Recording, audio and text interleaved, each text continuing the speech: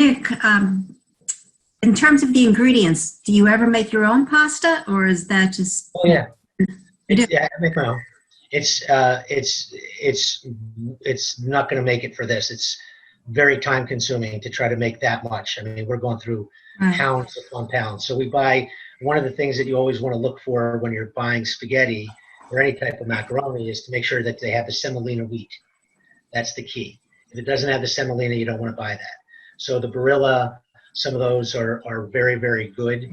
And so we buy it by the box. It's just to make my own, to make it. And I have the roller that doesn't have the pins on the side. It's an actual big bar. I've got what they call a guitar, which is the top, one side of it is thicker than the other side, and it looks like a harp almost. And after you're done rolling out your dough, you put that on top of it, and then you get the rolling pin and you roll it on top of that. And as it goes over the strings, like a guitar, it's cutting it. As opposed, I have the other thing with that you hook on the side of your table and you roll the wheel and do that. But I try to do everything with all handmade. It's very, very time consuming to knead the dough Right. and go rest and do And all what that. about the ingredients in terms of the meat and the ground beef and the sausage? Do you Well, buy the ground where beef, to buy those? the ground beef, I like to use an 80/20. It gives more flavor to it.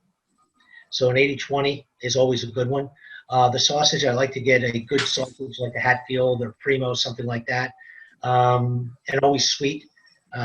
If you try to go with the hot, people don't like that. So you just go with the sweet and do it that way.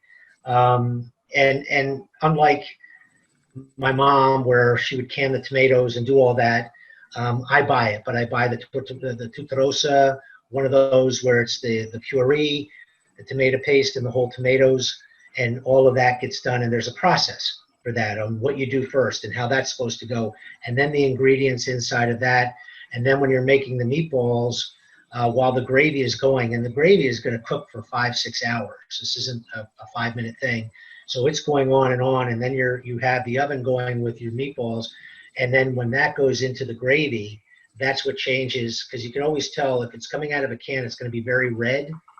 If it's homemade with the way that it should be, it's going to be more of a burgundy type of color. It's going to be a deep Right. red, right? It's not going to be a bright fire engine type of red that you would see when you open up a can. So it has that flavor, and when you infuse everything from your meatballs to your sauce, because they're cooking in there after they're already cooked in the oven, almost all the way. Then they go inside, and then you do it the night before, because then it sits, and the next day it's actually better than it is the night that you're preparing Right. it. And you probably never bake your meatballs. Oh, I bake the meatballs first. Oh, you bake them. You don't fry them? No, no, bake them in the oven. I line the pan with lard. I know some people don't like that, but that's the tradition, and that's one of the things that was brought up when we were first doing that. And I said, no, you want it traditional. This is the way it's going. And then you scrape in all that lard. There's where your flavor is. So there's a number of different things that do it, and cook them enough that they're cooked enough.